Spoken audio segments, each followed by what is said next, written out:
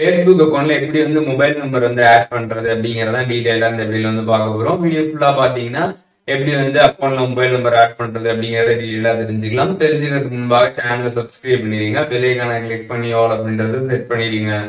வீடியோக்குள்ள போலாம்.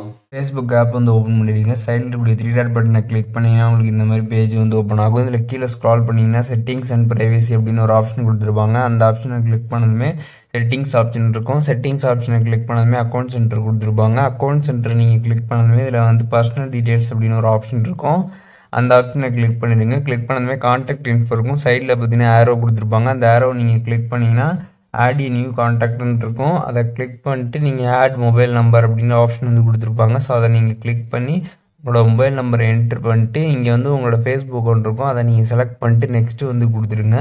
ஒன்ஸ் நீங்கள் நெக்ஸ்ட்டு கொடுத்ததுமே பார்த்தீங்கன்னா வந்து கன்ஃபர்மேஷன் கோடு பார்த்தீங்கன்னா உங்களோட மொபைல் நம்பருக்கு வந்து வரும். அந்த மொபைல் நம்பருக்கு வந்துருக்கக்கூடிய அந்த கன்ஃபர்மேஷன் கோடை என்ட்ரு பண்ணிடுங்க.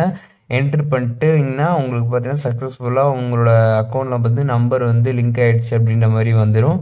ஸோ நீங்கள் அதுக்கப்புறம் க்ளோஸ் கொடுத்துட்டு திருப்பி பர்சனல் டீட்டெயில்ஸில் போய் பார்த்தீங்க அப்படின்னா உங்களோட நம்பர் பார்த்தீங்கன்னா ஃபேஸ்புக்கில் லிங்க் ஆகிருக்கும். உங்களோட நம்பர் வந்து அங்கே ஷோ ஆகும். நீங்கள் செக் பண்ணிக்கலாம். ஃபேஸ்புக் ஆப்பில் எப்படி வந்து மொபைல் நம்பர் ஆட் பண்ணுறது அப்படிங்கிறத இந்த வீடியோ டீட்டெயிலாக தெரிஞ்சிருப்பீங்கன்னு நினைக்கிறேன். வீடியோ யூஸ்ஃபுல்லாக இருந்துச்சுன்னா லைக் பண்ணிடுங்க. எதுவும் டவுட் இருந்துச்சுன்னா கண்டிப்பாக கமெண்ட்ஸில் மென்ஷன் பண்ணுங்கள். எல்லாருக்குமே ரிப்ளை பண்ணுறேன்.